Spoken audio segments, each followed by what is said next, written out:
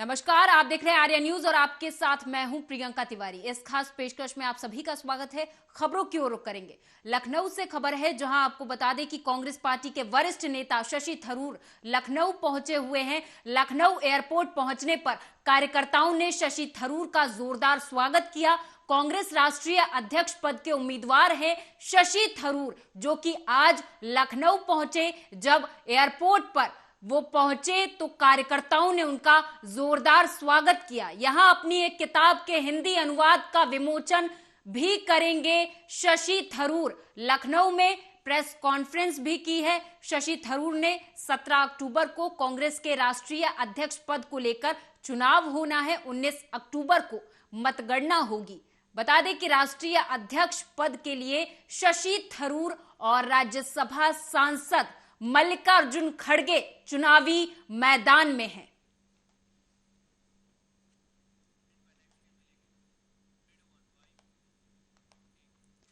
कानपुर देहात से अगली खबर है, जहां आपको बता दें कि कानपुर देहात में कोटेदारों की मनमानी धांधली रुक नहीं रही। जिम्मेदार अधिकारियों के संरक्षण में कटौती कर राशन वितरण के कई मामले सामने आ रहे हैं। बता दें कि ग्राम पंचायत जफराबाद के गरीब ग्रामीणों ने मीडिया का इस दौरान सहारा लिया। ग्रामीणों का आरोप है कि गरीबों को मिलने वाले राशन में कोटेदार करीब 30% राशन की कटौती करता है। कई शिकायतों के बाद भी आज तक इस पर कोई कार्रवाई नहीं की गई है। राशन में घटौली ज़्यादा हो रही है और पैसा ज़्यादा चार्ज कर रहे हैं। और यूनिट हैं 5। कितना गल्ला दिया जा रहा है? अब गल्ला जो है वैसे तो यूनिट के हिसाब से 25 मिलता है और वैसे लाल कार्ड में 35। तो राशन मिलता इतना मिलना चाहिए लेकिन कम मिलता है। कितना आपको गल्ला मिलना चाहिए? अब 35 मिलना चाहिए उसमें, तो उसमें निकलता है 26 किलो। इतना गल्ला काटती हैं, कहीं आपने शिकायत नहीं दी? हाँ, ये 1076 में डायल किया तो आपकी शिकायत दर्ज हो गई। उसमें होता कुछ नहीं है। कुछ नहीं होता। अभी आज किया था हम। अच्छा, आपके यहाँ गल्ला बांटता कौन है? सीमा चौहान है। अच्छा, तो आपने उनसे कहा नहीं कितना गल्ला कम देने के लिए? हाँ, कहा तो बहुत जाता है। और अयाज से अगली खबर सामने आ रही है, जहां पर आपको बता दें कि अज्ञात कारणों के चलते मिठाई की दुकान में भीषण आग लग गई और आग लगने से दुकान में रखा सारा सामान जलकर खाक हो गया। तो वहीं आग लगने से आसपास के दुकानदारों में हड़कंप मच गया और फायर ब्रिगेड ने कड़ी मशक्कत के बाद आग पर काबू पाया। इस बीच लाखों के नुकसान का अनुमान लगाया जा रहा है। बता दें कि विधुना कोतवाली क्षेत्र के इंद्रावर स्वीट हाउस रेस्टोरेंट का यह मामला है।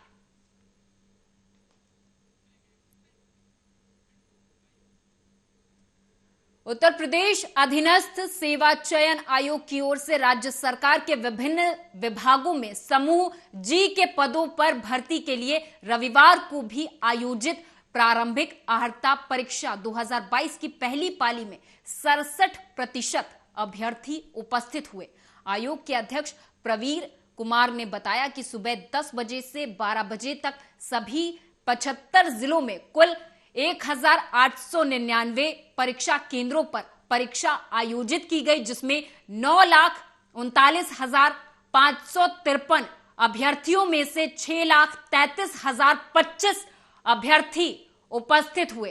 3,06,528 अभ्यर्थी अनुपस्थित रहे। परीक्षा के लिए रविवार को सुबह से ही अभ्यर्थी परीक्षा केंद्रों पर पहुंचने लगे थे। इस बीच खबर यह भी आ रही है कि इस दौरान परीक्षा के दौरान मुन्ना भाई भी सामने आए हैं, जिन्होंने परीक्षा के दौरान धांधली की है।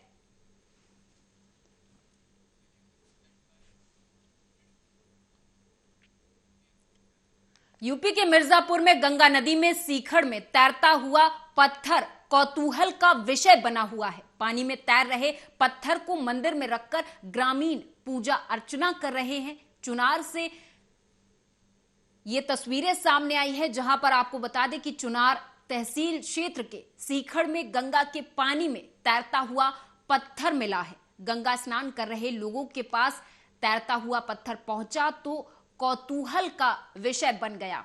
बस फिर क्या था, लोगों ने पत्थर को बाहर निकाला और गंगा के किनारे पीपल के पेड़ के नीचे रख दिया, जिसकी सूचना गांव वालों को मिलने पर पत्थर को चमत्कारिक मानकर उसकी अब पूजा अर्चना की जा रही है।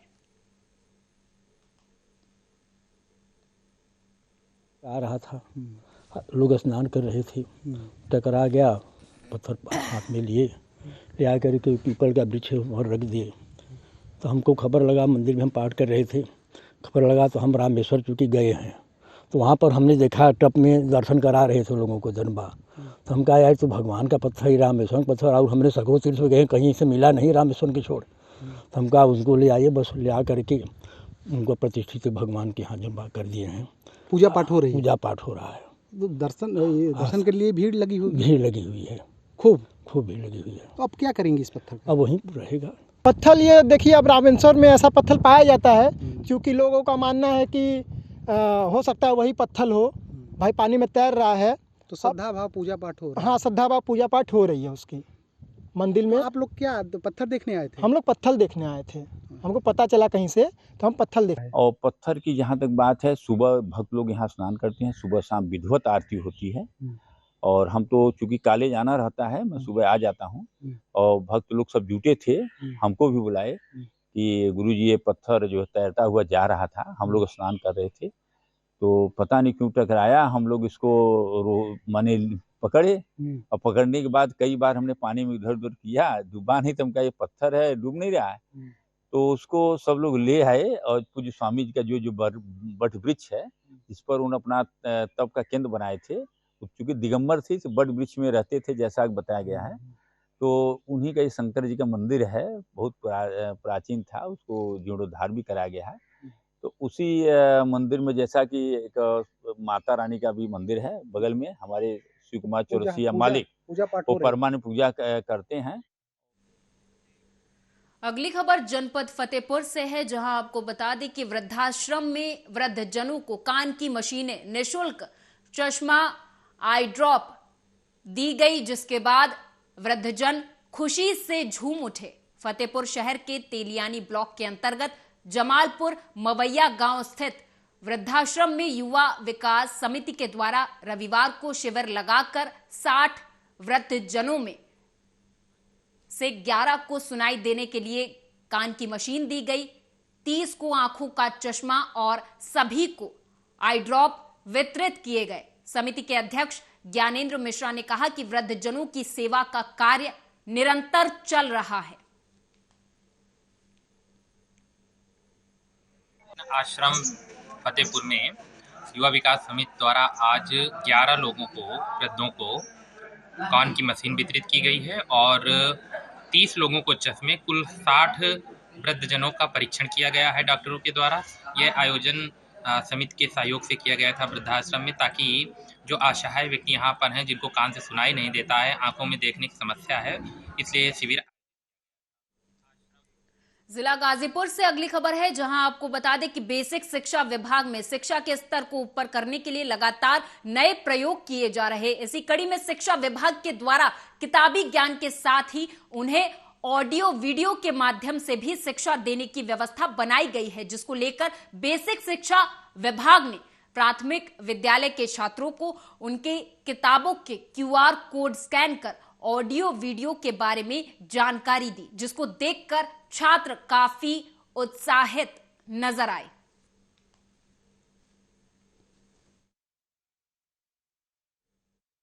देखिए, मैं बताना चाहूँगा कि हमारे यहाँ परिषदीय किताबें जो पहली बात तो आती हैं, वो बहुत ही बेहतरीन ढंग से वो पाठ्य योजना का तैयार किया जाता है। उसमें एक बहुत ही बड़ा पैनल होता है विद्वानों का, जिनके द्वारा प्रत्येक कक्षा के बच्चों के बौद्धिक स्तर के हिसाब से पाठ्य संरचना का निर्माण किया जाता है। उसमें इस बार और भी बढ़ोतरी करी गई है। जैसे कि अगर हमारे पास ये संस्कृत किताब है कक्षा 3 की, तो इसमें आप देखेंगे कि हर पाठ के सामने एक QR कोड दिया हुआ है, यानी कि क्विक रिस्पांस कोड। इसके माध्यम से बच्चा अगर विद्यालय में नहीं है तो भी वो अपने घर पे QR कोड के माध्यम से वो आसानी से अपने स्मार्टफोन के द्वारा दीक्षा ऐप के माध्यम से इसको स्कैन जैसे ही करेगा तो वो अमुक पाठ वो सामने आ जाता है और उसका वीडियो चलने लगता है। रायबरेली में रेयान पब्लिक स्कूल की बस में विशालकाय अजगर मिला है। अजगर बस के इंजन में फंसा था। सूचना पाकर मौके पर पहुंची सीओ सिटी वंदना सिंह और सिटी मजिस्ट्रेट पल्लवी मिश्रा ने वन विभाग की टीम को मौके पर बुलाकर अजगर को रेस्क्यू करवा लिया है। लगभग 1 घंटे तक चले रेस्क्यू ऑपरेशन के बाद किसी तरह अजगर को काबू में किया गया। रविवार होने की वजह से स्कूल बंद था, इसलिए किसी तरह का कोई जान का नुकसान नहीं हुआ है। बताया जा रहा है कि शनिवार को स्कूली वाहन पास के एक गांव में खड़ी हो जाती है। सोमवार को वहीं से बच्चों को लेकर आती है। कल भी वाहन जब गांव में खड़ा था तब गांव वालों ने एक बकरी का बच्चा खाने के बाद अजगर को वाहन में चढ़ते देखा। गांव वालों ने स्कूल प्रबंधन को सूचना दी थी, जिसके बाद ही वाहन को गांव से स्कूल के सामने लाकर खड़ा किया गया और फिर जिला प्रशासन को मामले की सूचना दी गई।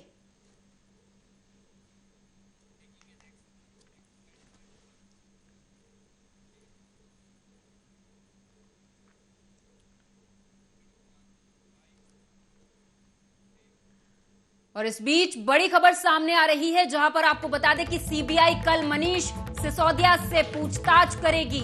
मनीष सतेंद्र आज के भगत सिंह हैं, ऐसा दिल्ली के सीएम केजरीवाल ने अपने बयान में कहा है। बता दें आपको कि सीबीआई ने राष्ट्रीय राजधानी में आबकारी नीति बनाने और उसे लागू करने के कथित भ्रष्टाचार के सिलसिले में पूछताछ के लिए सोमवार को दिल्ली के उप मुख्यमंत्री मनीष सिसोदिया को तलब किया है। इस संबंध में सिसोदिया को समन भेजा गया है।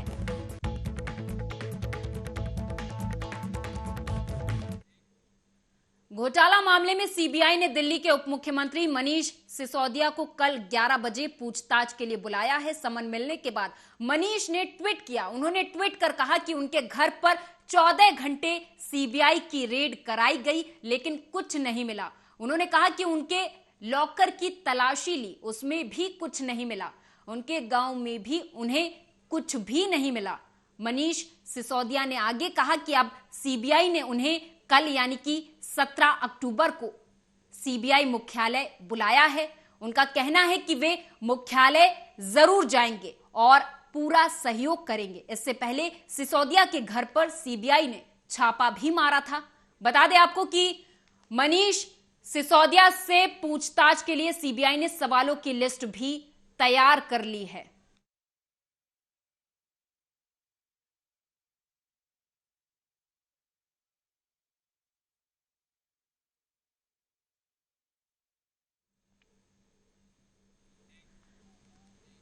तो वहीं मुंबई में भी सियासत अपने पैर पसार रही है। बता दें कि बीजेपी नेताओं ने राहुल गांधी के पोस्टर पर जूते मारे। बीजेपी विधायक राम कदम ने इसे जूता मारो आंदोलन नाम दे दिया। उन्होंने बताया कि भारत जोड़ो यात्रा में राहुल गांधी ने वीर सावरकर को लेकर अभद्र बयान दिया था। बीजेपी के प्रदर्शन में शिवसेना को भी निशाना बनाया गया है। पोस्टर में उद्धव ठाकरे की आंखों और मुंह में काली पट्टी दिखाई गई है। बीजेपी ने उद्धव को कलयुग का धृतराष्ट्र कह दिया।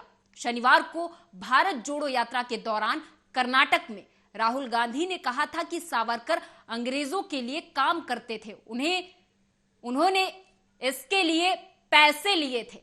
बीजेपी विधायक राम कदम ने इस पर राहुल गांधी के पोस्टर पर जूते बरसाते हुए कहा कि राहुल बार बार सावरकर को लेकर उल्टे बयान देते रहते हैं, जिसे बिल्कुल स्वीकार नहीं किया जाएगा। उन्हें देश की जनता के सामने माफी मांगनी चाहिए।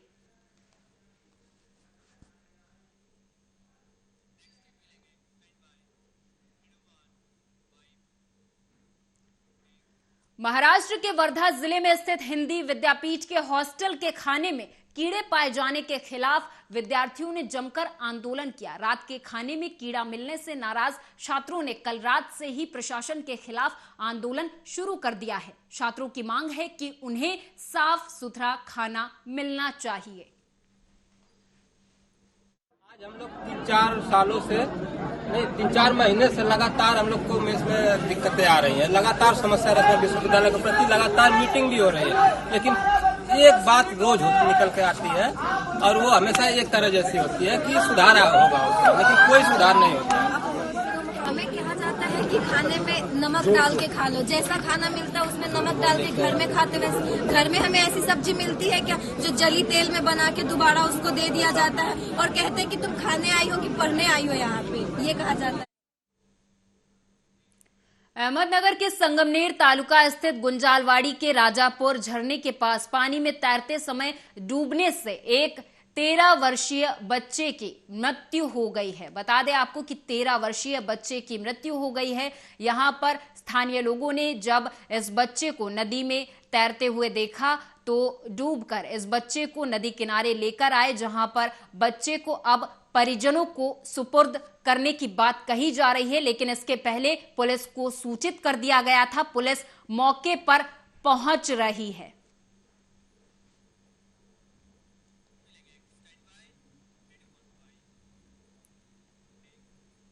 बीजेपी के पूर्व विधायक और बीजेपी के प्रदेश उपाध्यक्ष देशराज कर्णवाल के द्वारा भगवानपुर के खानपुर में प्रेस वार्ता कर जानकारी दी गई कि कल उनकी बेटी और सभी बीडीसी मेंबर का शपथ ग्रहण होगा। उनके द्वारा सभी को इस दौरान शुभकामनाएं भी दी गई।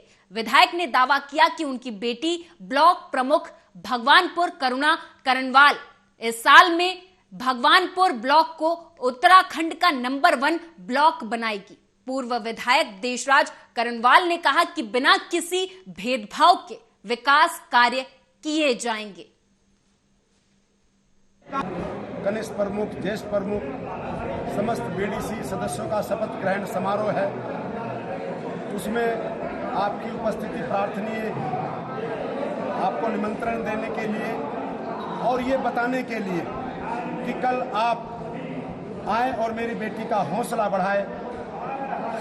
ब्लॉक भगवानपुर में कल नवनिर्वाचित जनप्रतिनिधि शपथ लेंगे और मैं आपको आश्वस्त करता हूं कि मेरी बेटी करुणा कर्णवाल समस्त बीडीसी सदस्यों, ग्राम प्रधानों से समन्वय बना करके, क्षेत्रीय जनप्रतिनिधियों से समन्वय बना करके, क्षेत्रीय विधायक ममता राकेश, रवि बहादुर जी, फुरकान जी, उन सब से समन्वय बना करके बिना किसी भेदभाव के इस ब्लॉक को पहले पायदान पर लाएगी।